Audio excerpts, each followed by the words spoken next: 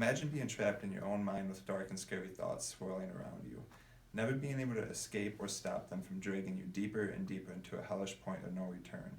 Your mind becomes a constant battle of good and evil. This is what police on the verge of suicide feel. Police officers are our friends, our family, our neighbors.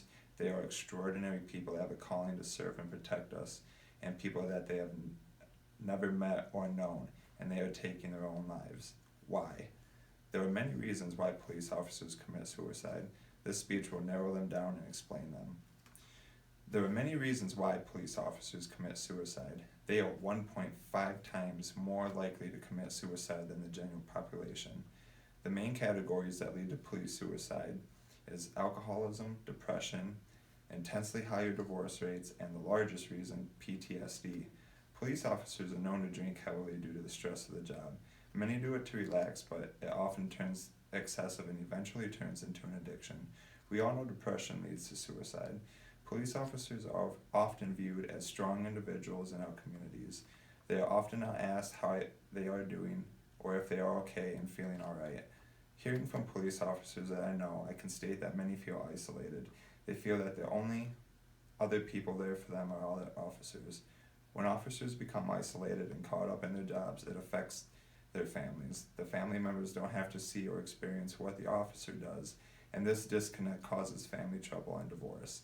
Lastly, police officers are often subject to witnessing or performing acts that are beyond normal to people. Rape victims, dead bodies, hurt kids, shooting someone, and so much more can cause mental trauma affecting an officer in a horrible way.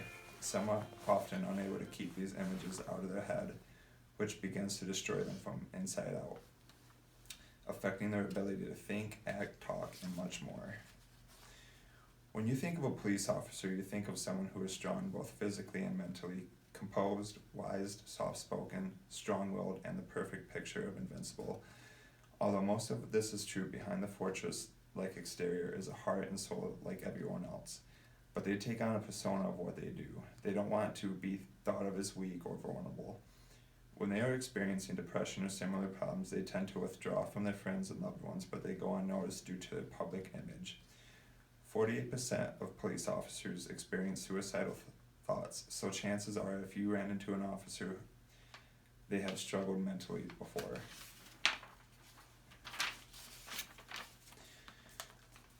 There are ways to help slow down and prevent police officers' suicides. One of the first steps is to notice the signs.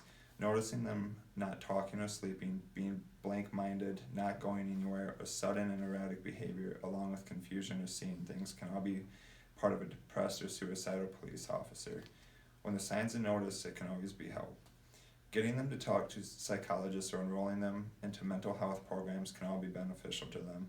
Plus, the simplest way of helping is letting them know that the people care and are there for them if they need it. This reminder can be very beneficial. It is clear to see that the police suicide is a major problem involving our unsung heroes. Police suicide is an often overlooked and devastating problem.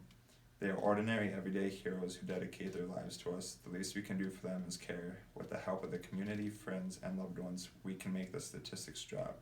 I hope this essay has informed you the reasons why police officers lose touch and take their lives and what we can do to help.